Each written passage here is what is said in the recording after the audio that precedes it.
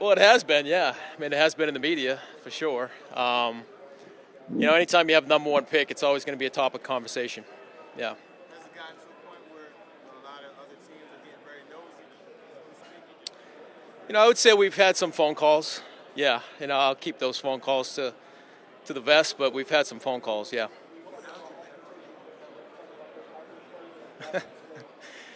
Listen, there's a handful of players. Anytime you're at the top of the draft that you would deem generational talents, and we certainly feel that way this year as well.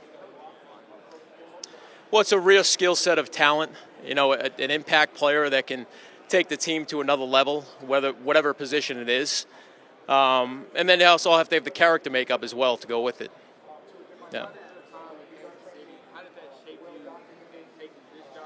How do you evaluate this role? How you want to play? I was there for 16 years, so, we weren't just going to Super Bowls every year when I first got there. So, in 2012, we had a 2-14 season where we had to, rebuild it. So, yeah, there's some things throughout that process that I'll take, just in terms of building the core positions that you need on the roster, offensive line, defensive line, and then also just getting, trying to build the culture right, too, to try to get the right type of people in there as well, people who are smart, tough, dependable, selfless players, team players. So that's what we're looking for right now.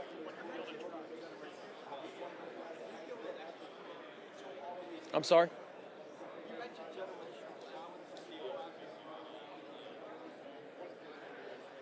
Yeah, I mean, Abdul's a very good player. I don't want to go into many evaluations of the players, but like I said, there's certainly some players at the top there that fit that description of generational talent. We saw firsthand what the Buccaneers did to the Chiefs and Mahomes, and then you see what the Eagles have done. Does that kind of skew like the level of importance you weigh on the trends more being able to impact? Well, I think it's always important. I mean, you can have Superman back there, and if you don't have the protection up front to protect, to be able to run the football, to be able to create balance in the game, that's the most important part, is building through the trenches. So offensive line, defensive line is going to be a big priority for us.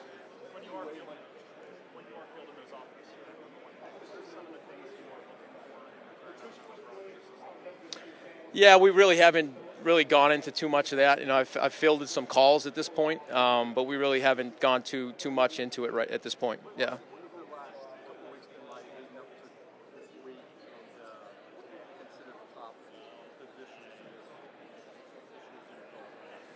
So to answer your first question, the last few weeks we've been in meetings the whole time, draft meetings, free agency meetings, going over our roster as well, meeting with the coaches. So it's been a busy time. In terms of the strengths, I'd say obviously defensive line, specifically the edge players. It's a really deep draft. I would say running backs, it's a good draft. There's some good tight ends in that position group. So I think it's a good draft overall, but there's certainly some positions that more strength and a little bit more depth in the middle to later rounds as well. This team spent a lot of capital on offensive line. Does that factor in at all to what you do going forward because it hasn't spent a lot of capital at other positions? No, not necessarily. I think we're starting this off on a clean slate right now. And offensive line, like I said, is going to be a top priority, whether that's through free agency, the draft, or anything, waiver claims, trades. We're going to look onto every avenue really to add to that group. And I think the most important part too is adding the right type of players to that group too. So that's a tight knit group, that offensive line. So getting tough guys in there, smart, dependable, good teammates. The characteristics for that group are very important. You talked about wanting to add draft capital over the next 2 to 3 years to build this team. But in the interim, there may be a veteran quarterback or two who will become available, but the team might want draft capital for them. Does that make you more reluctant to pursue a veteran quarterback if you want draft capital? Yeah, I mean, I think that's the goal we stated to like I said, draft picks are our biggest form of currency. So, we're always going to try to gather as many picks in the top 100 as we can. But we have to be disciplined through the process here, as we're going through and looking at free agents and, possible trades. We certainly want to hold on to our draft picks as much as we can. I'm sorry?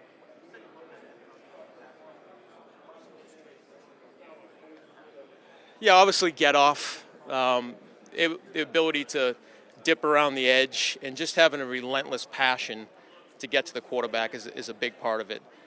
So those qualities are, the things that we're really looking for.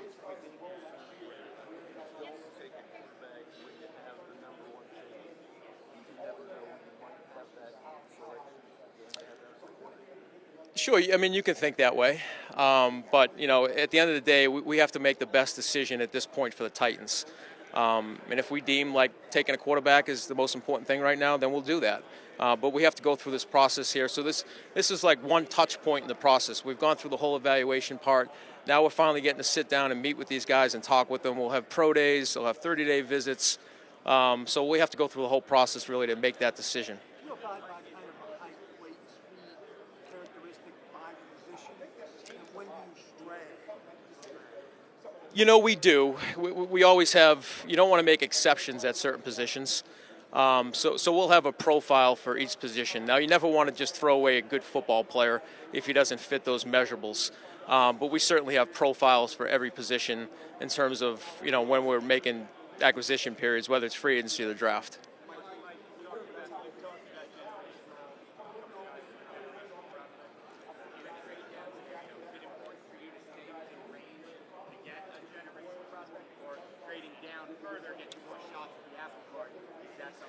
Well, that's part of the strategy that you have to put together. Just like we're going to have a free agent strategy, there's going to be a draft strategy too.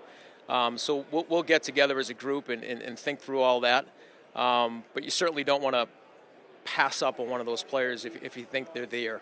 And an opportunity to trade back, depends how far you can go back to get that player. So to your point, there's a strategy to it. How would you define, one of the things that came up with being selective free agents, how would you define it? You look at this organization last year, they spent a lot of money, didn't necessarily work out. What's your approach to being selective? Well, I think in the press conference, our philosophy is we want to draft and develop. That's going to be our number one thing, number one priority. But to be selective is just to have discipline in the process. We're going to have targeted players that we want. And if sometimes, that player doesn't come to us, we're not just going to jump to the next player.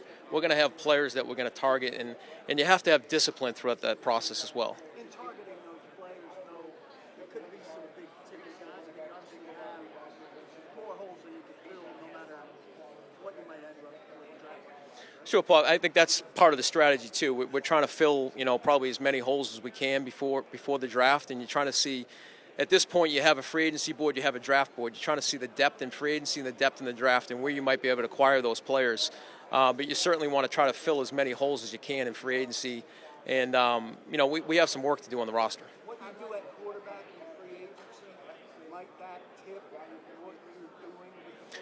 I don't think that will depend. I don't think those will go hand in hand. We could sign a quarterback in free agency and also draft a quarterback as well.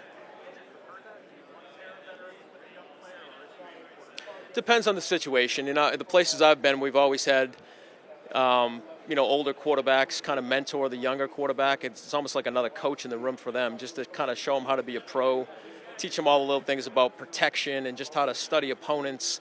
That would probably be a priority for us if we did end up drafting a quarterback.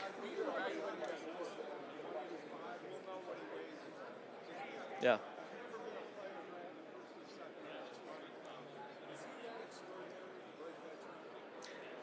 He's a special player, yeah, for sure. We were watching him, and I don't know if there's anybody that's actually done what he's done in the modern day football, playing both offense and defense during the course of a season. He's a special player.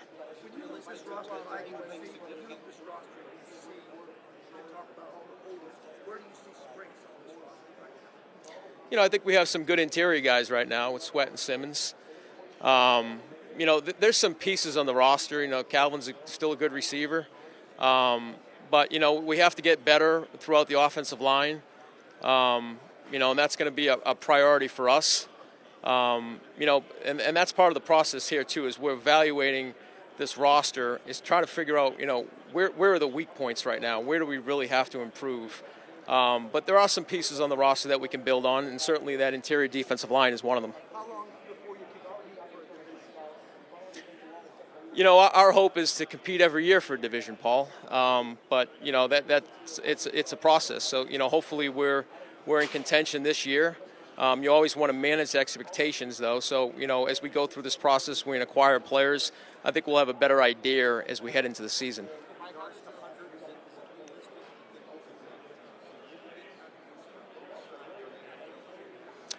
I think he could. Yeah, I think he could. You've seen it. You've seen tape of it, and playing, corner and receiver. So, I think he can do both at a high level.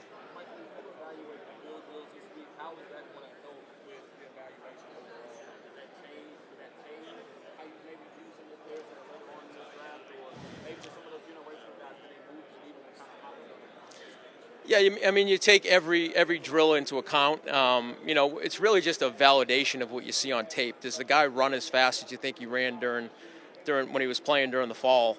And then it's almost like a red flag system too. So if there's some certain drills that they don't do well, that causes you to kind of go back and do a little more work in the tape to make sure you've seen it right as well.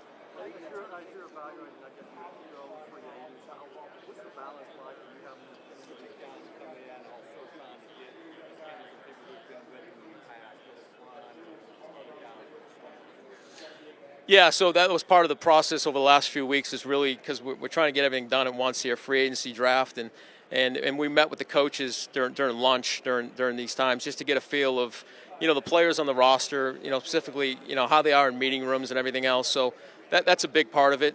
We met with Brian and his staff over the past month here.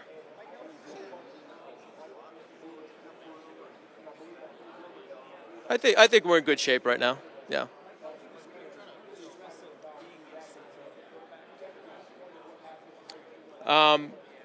Yeah, I've been there before. It's arguably the most important position in sports, the quarterback position. So you have to get that right. We have to solidify that position. And we have Will on the roster right now, and he's going to compete with whoever we bring in. We have one quarterback on the roster, so we're bringing people in, and Will compete with them as well.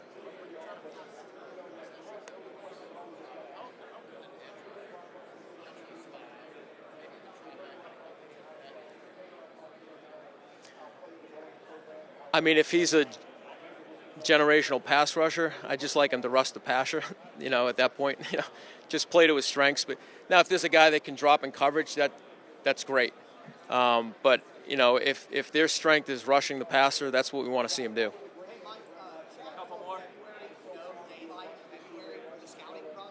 Yeah.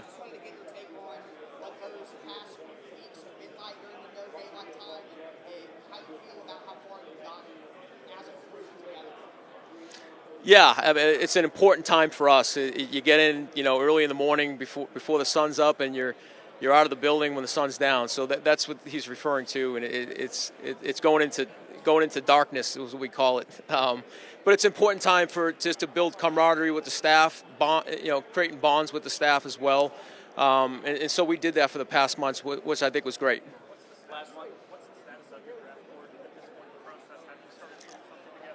Yeah, so we set the board the first time, and we call it phase one. And I try to tell the scouts, listen, this isn't the final process. We have a lot of information to gather, medical information, character information, measurables, testing, but we do have an initial board set right now. How much does that board change? We try not to make drastic changes, Paul, on it, but some of the medical information obviously will affect that. Some of the testing does move guys up and down the board a little bit.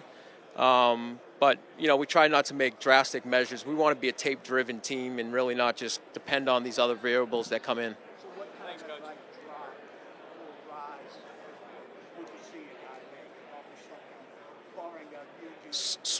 Small moves.